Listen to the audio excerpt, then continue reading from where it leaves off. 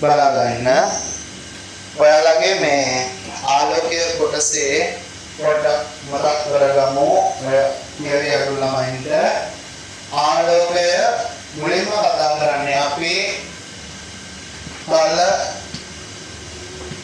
පෘෂ්ඨ ඔස්සේ වර්ධනය. දැන් මේ වෙද්දී ඔයාලා දන්නවා මාධ්‍ය කියනවා දෙකක්. හරිද? මොනවාද මාධ්‍ය දෙක?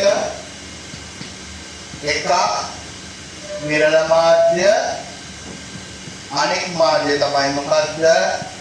ගහන මාධ්‍ය. හරිද? මේ කියන විරල මාධ්‍යයේ ඝනත්වය අඩුයි. විරල මාධ්‍යයේ ඝනත්වය මොකද වෙන්නේ? අඩුයි.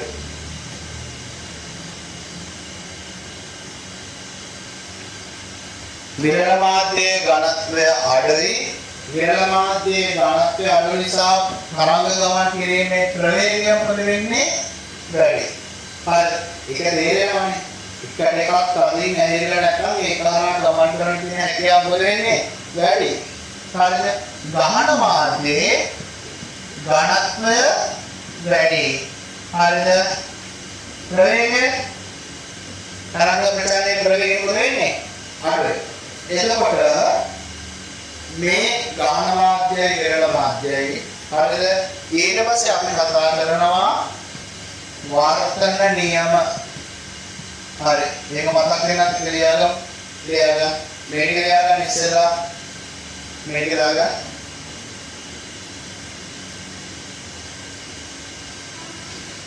මේ ටික දාගන්න.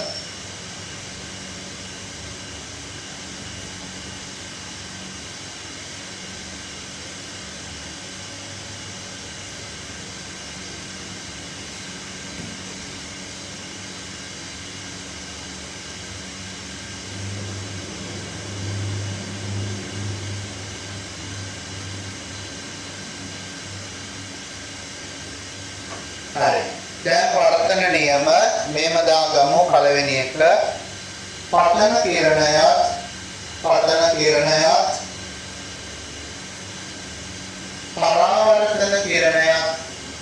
කිරණයත් පරාවර්තන කිරණයත් අභිලම්බයත්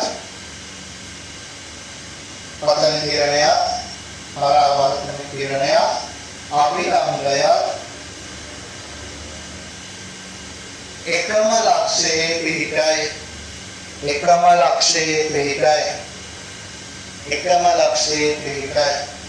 දෙවෙනි එක පතන කිරණයේ සයින් අගයට වර්ධන කිරණයේ සයින් නගයට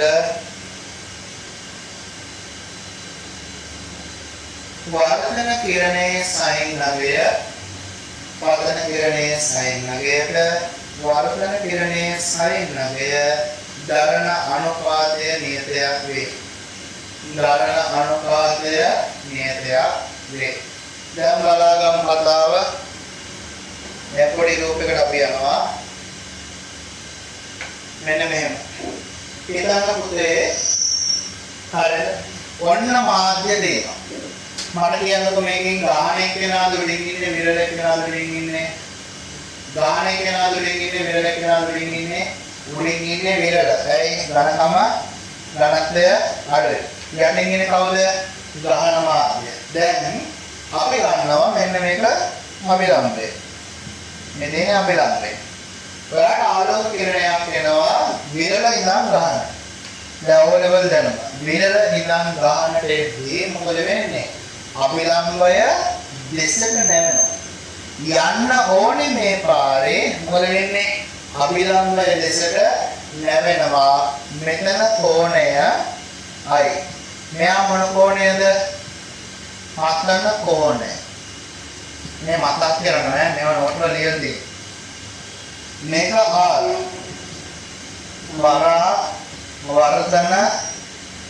වර්ධන කෝණය. මේක පතන කිරණය.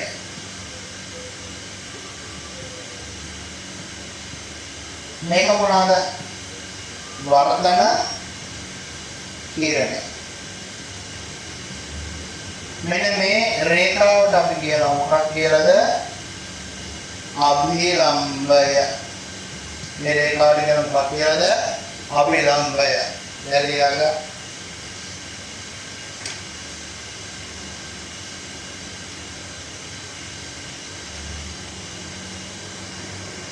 හරි. බලන්න. දැන් ඔයාට මෙහෙම කතාවක් අපි කියනවා. ඔයාට කියනවා ඔන්නෝම ඒවා වෙනවම ඒලම ලඟුණා මොකද? හරිද? ඉන්ටර්ට්‍රැක්ට් කරනවා අපිට. බෝඩ් දෙක දෙපැත්තට දාලා හරි. ආගා. මේක B කියලා මාධ්‍යයක්, මෙයා A කියලා මාධ්‍යයක්. බබා ඔයාගේ අභිලම්බය මෙහෙම තියෙනවා. හරිද? අනේ ආවා කියලානේ හැරුණා ඇතුළට. හරිද? දැන් මොකද වෙන්නේ? අපිට කියනවා මොකද්ද? වර්තනාංගය සමානයිලු මෙයාට ගන්න සයින් කෝණේ මෙයාට ගන්න සයින් කෝණේ අනුපාතය. සයින් i බෙදනවා කාගෙන්ද පුතේ? සයින් r ගෙන්. පැහැදිලිනේ? එතකොට විරලට සාපේක්ෂව ගහන සමානයි sin i බෙදනවා sin r. sorry ගහනට සාපේක්ෂව විරල මාධ්‍ය සමානයි මොකද්ද? sin i බෙදනවා sin r. තේරුණාද? දැන් මේක මෙහෙම එන්නේ කොහොමද? මේ ඔක්කො කිරීම ඔයාට විභාගයට අවශ්‍ය වෙන්නේ නැත. ඒ නිසා මම මෙතනට ඔක්කො කිරීම ගන්නන්න යන්නේ නැහැ. තේරුණාද? තියරි වලට ගන්නලා තියෙනවා. මේ පාර විභාගයටවත් විභාගයට ඕන වෙන්නේ නැහැ. තේරුණාද? හරි. දැන් මෙන්න මේව සංකල්ප වෙනවා. ඔයාට මෙහෙම ආවොත් n වල මාධ්‍යයේ b ට සාපේක්ෂව a වල වර්තන. මේක කියවන්නේ කොහොමද? b ට සාපේක්ෂව a. මේක ගාහන සාපේක්ෂව විරල. b ට සාපේක්ෂව a වල වර්තනාංකය ඔයාගෙන් අහුවොත් ඔයා මේකට උත්තරේ දෙන්නේ කොහොමද? ප්‍රතිලෝමය තමයි කාටද? a ට සාපේක්ෂව b ගේ වර්තනාංකය. හරිද? හරි. මේක දාගන්නකො.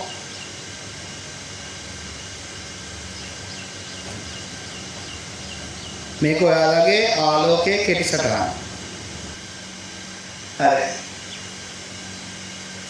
මේ වැඩේ මමයි කියලා මේකුවේ වකරේ වැඩ අපි දෙලා මේ ටික්ටොක් එක බලවලා හිටියා. හරිද? අපිට සජෙස්ට් වුණා ටික්ටොක් එක. හරිද? දාන්න. ඔව්. මේක විභාගෙ කියන්නේ. සතරක් ආවා. හරි. මෙහෙම ටික්ටොක් කරන ළමයි. එකක් නෙමෙයිනේ. දීපයක් සජෙස්ට් වුණා. අපි දැන් වෙන වැඩ කරගෙන. මොකක්ද වීඩියෝ එකකට ගන්න ප්‍රයත්න කරලා මොකක්ද බලන්න අපි ටික්ටොක් එකේ මේ බලබල ඉන්නේ. බලබලදී එකක් ආවා. ඒක බැලුවා. අම්මට දිගටම දෙනවා. හරිද? very proud of you ඈ. හරි. කොහොම හරි කරත්තාම දැන් කතා ඉවරයි. මේක තමයි ළමයි. බොහොම විභාග වෙන මාස්ටර්ලා ටික්ටොක් කරනවා. හරි. හරි. අපි හිතමු මෙහෙම නෑ කියලා හොඳ කෙල්ලනේ. මේ කියන්න බෑ ඒක කියනවා. හරි. n එක කියලා මාර්ග දෙකක් තියෙනවා කියලා ගමු. හරිද? අපි ගමු මෙයා n එක කියලා. මෙයා විරල මාධ්‍ය නම් මෙයා ගහන මාධ්‍ය නම් මේ කිරණ එනවා මෙහෙම ඇවිල්ලා මෙහෙට එනවා පුතා. දැන් මොකද වෙන්නේ? මෙතන දෙනවා මොකද්ද? වතින් පතන කෝණය මෙතන දෙනවා වර්තන කෝණය. එතකොට n එක sin i සමානයි n එක sin r. මෙන්න මේක. ඒ කියන්නේ ඒ අදාළ පතන එකේ වර්තනාංකය වැඩි කරනවා පතන එකේ පතන කෝණය. වර්තනය වෙන කොටසේ මාධ්‍යයේ හරිද වර්තනාංකය වැඩි කරනවා වර්තන කෝණය. පැහැදිලිනේ? ඔන්න ඕක එක සූත්‍රයක් වඩ ගන්න පුළුවන්. තේරුණාද? ඕක ලියා ගන්න. ඕක ලියා ගන්න. දැන් අපි දාන කරමු ලඝුපොත් ගන්න. දැන් ඔන්ලයින් එකේ මේක බලන ළමයි එනවා. දැන් ආලෝකීය පාඩමන්නේ නේද? අන්නේ තනකොළ නෙමෙයි බත්නේ නේ. ඒ නිසා මේ ආලෝකීය පාඩමක විදිහට බලන්න කලින් අනිවාර්යයෙන්ම මතක තියාගන්න ලඝුපොත නද තියාගෙන බලන්න පටන් ගන්න. ලඝුපොත අඩේරෝල අනිවාර්යයි. එහෙම නැත්නම් අම්මට කියන වීඩියෝ එක බලන ගමන් අහන්න තුත්තිරි සිතානකොළ උණක්කුත් හොඳයි. පොඩි ඇඳලා දාලා ළඟ තියාගන්න නම් හරි මේ ආලෝකයේ පාඩමක් කරද්දී ලඝුපොත නද නැත්නම් උගේ වැඩක් නැහැ නේ. ඒකයි. මම අපෝ බගේලම එහෙම නෑ පුදුම හොඳයි. උන් පුළුවන් නම් ලඝුපොත තියාගෙන ඒකුගේ නිදාගෙන ලඝුපොත හොයයි. ඒ જાතිය බඩු ඉන්නේ. හරි. ලියන්න.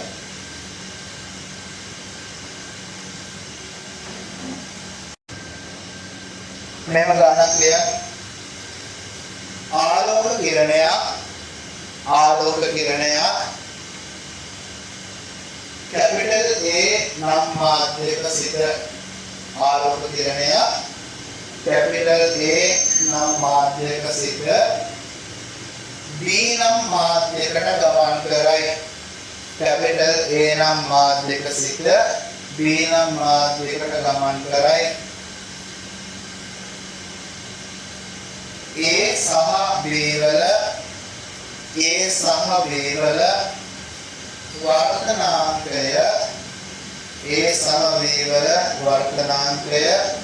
පිළිවෙලින්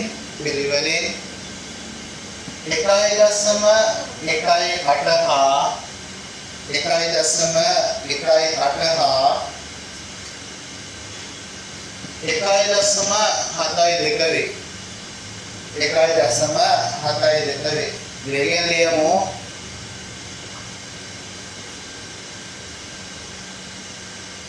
හරි. මාධ්‍ය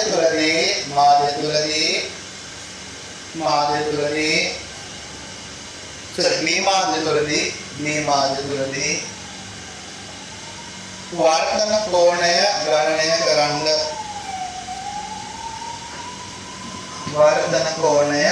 ගණනය කරන්න.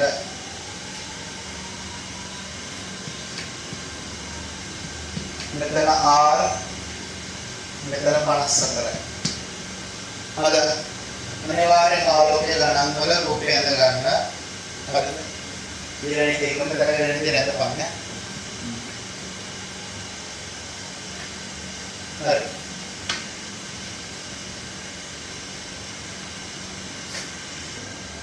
හරි. බලගන්න.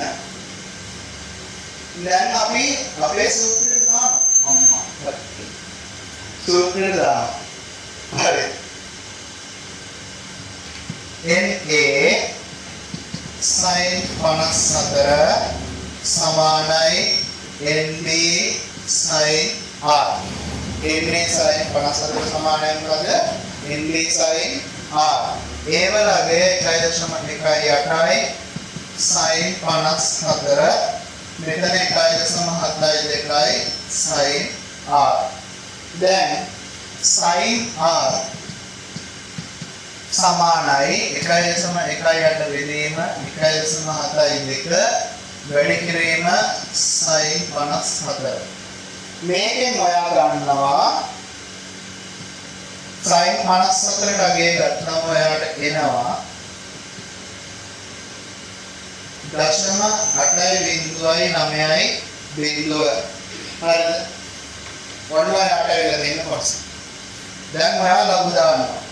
මම ඔයගලන්ට කියලා තියෙනවා මගේ උඹලා මම කියලා තියෙනවා ලඝු දාද්දි මතක තියාගන්න කොලේ එක පැත්තක වෙනම එකකින් ගහලා වෙන් කරලා ලඝු දාන්න. එක කොලේ ලඝු දාන්න එපා. කටු කොලේ ලඝු හදන්න එපා. ඇයි? හිතමු ඔයා පේපරේ ලියනවා ඔයාට තියෙනවා ලකුණු 33. එකක් මදි S එකට. අන්න අර ලඝු සුන්කීමට ලකුණක් දීලා ඔබට S එකක් දෙන අවස්ථාවක් තියෙනවා. තේරුණාද? දැන් ඔයගොල්ලෝ ලකුණක් දෙන අවස්ථාවක් තියෙන්නේ නැත්නම් ඒ මිනිස් මොනවාට ලකුණු දෙන්න? පැහැදිලිද? ඒ නිසා එක මතක තියාගන්න. මේකේ අපි ගමු මෙහෙම මෙතනින් හදන්න. ලඝු 1.18 හරිද? ඒකේ අගය දශම 0.719. ලඝු 8.9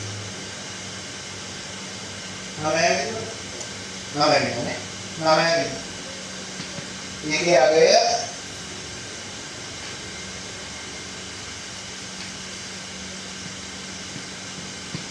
වියුති 9.49. හරිද? දැන් මේ දෙක මොකක්ද වෙන්න ඕනේද? එකතු වෙන්න ඕනේ. ඔය දෙක එකතු කරාම වෙනවා වියුති 9.49.8. ආයි ලඝු 1.72. ඕකට එනවා 0.235. හරිද? මේ දෙක අතර වෙනස හොයාගන්න ගත්තම වෙනවා වියුති 7.4.3. මේකේ ප්‍රතිලඝු හොයාගන්න ඕන. මේක ප්‍රතිලඝු වලට එන්නේ sin r. හොඳේ? r එක නෙමෙයි. අට ගන්න එපා. ප්‍රතිලඝු ගත්තම වඩනවා දශම 5.5. හරි. ඕකෙන් ඔයා ප්‍රතිසයින් ඔයා r එක වඩා ගන්න අංශක 33යි 42. හරි. අංශක 33යි 42.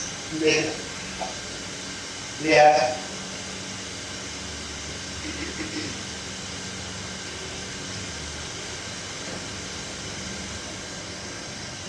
හරි.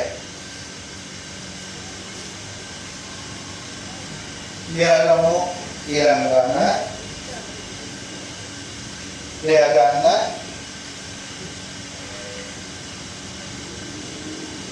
හරියට ඉන්නේ මේ අංශක 33යි 42යි දෙවෙනි ගන්න. ආලෝක කිරණය P මාධ්‍යයේ සිට ආලෝක කිරණය P මාධ්‍යයේ සිට Q මාධ්‍යයකට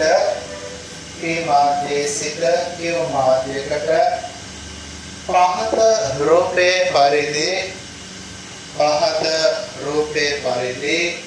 ගමන් කරයි.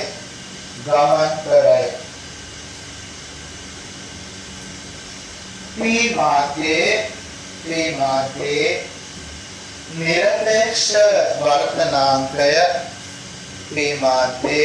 නිරපේක්ෂ වර්තනාංකය 1.24 නම් මේ මාධ්‍යයේ නිරපේක්ෂ වර්තනාංකය 1.24 නම් Q මාධ්‍යයේ නිරපේක්ෂ වර්තනාංකය ගණනය කරන්න. Q මාධ්‍යයේ නිරපේක්ෂ වර්තනාංකය ගණනය කරන්න. හරිද? මම වෙනම තොරතුරු ටික ලියන්නම්. NP සමානයි 1.24යි වාට sin 67යි. පතන කෝණය NQ හොයන්න ඕනි sin 43යි ඔයාලට දීලා තියෙන වර්ධන කෝණ. හරි. ගාන හදමු.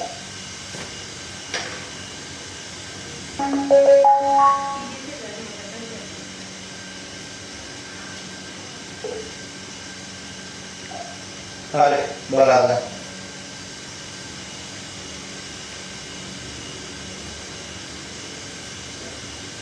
දීලා තියෙන කතා ටික මාක් කරගමු.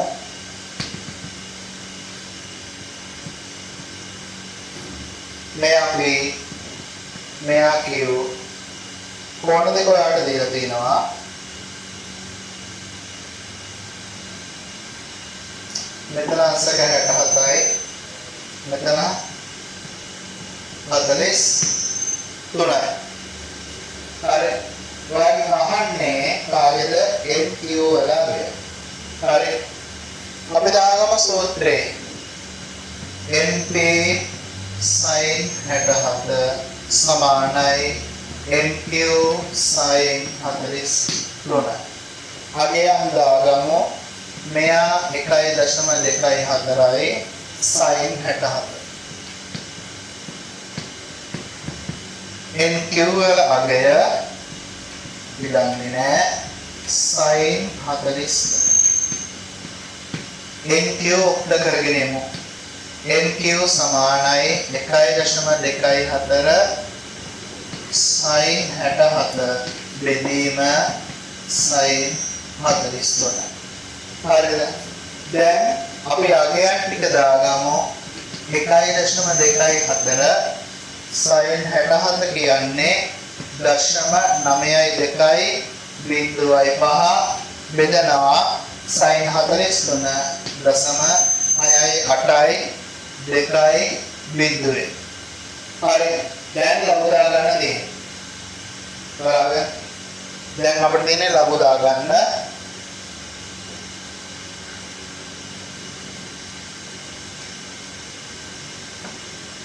හරි. මම ගන්නවා 1.24 ලබු 0.934. ඒත් එකම ගන්නවා ලබු 0.92.5 මේක එනවා නියුටි 9.6.4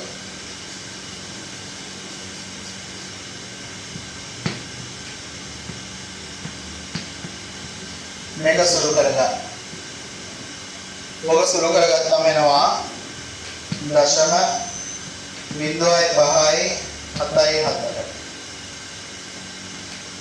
ආයෙ ලබුවගේ දාගන්නවා 0.6යි 8යි 2යි බිංදුවේ. නියුටි 83.38 නැත්නම් 8.3.38 0.22යි 20 නැත්නම් 2.2.3යි 6. මේකේ ප්‍රතිලබු හොයලා ඔයාට හොයා ගන්න පුළුවන් NQ වල අගය. NQ වල අගය නෝ මොකද්ද? 1.6.7යි 3යි. හරි. කවන්ට අගය ආව නැත්නම් බලන්න. 1.6.7යි 3යි.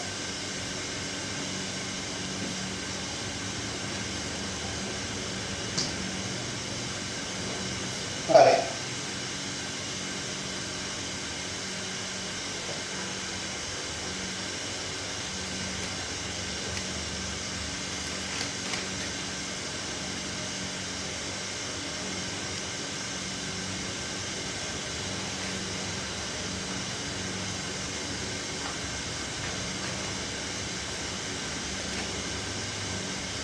මේ ගාන ලියා ගන්න. තුන්වෙනි ගාන.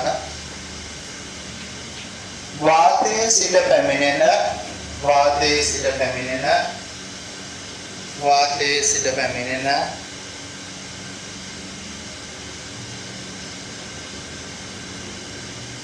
ආලෝක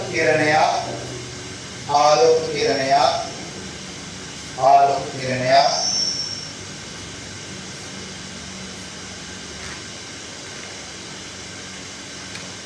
සෙන්ටිමීටර් 15ක ඝනකමක්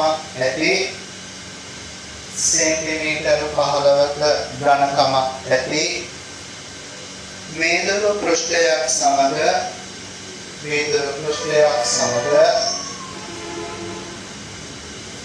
අංශක 35ක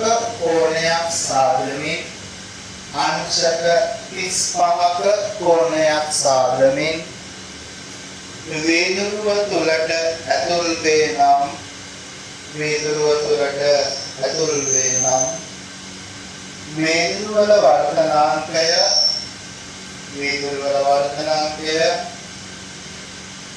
1.58ක් නම්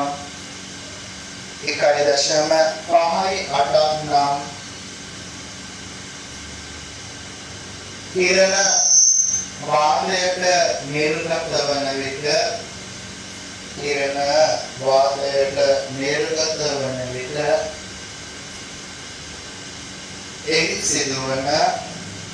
එහි සිදුවන පාර්ශවික විස්ථාපනය ගණනය කරන්න. පාර්ශවික විස්ථාපනය ගණනය කරන්න. ඔක මම දැන් හදන්නේ නෑ. මම ක්ලාස් එකේදී හදන්නා ඔයගලන්ට. මම දවස් දිනවා හදාගන්න. හරිද? ගාන සම්පූර්ණ කරගෙන තියාගන්න. මම පන්තියේ දාම හදන්න.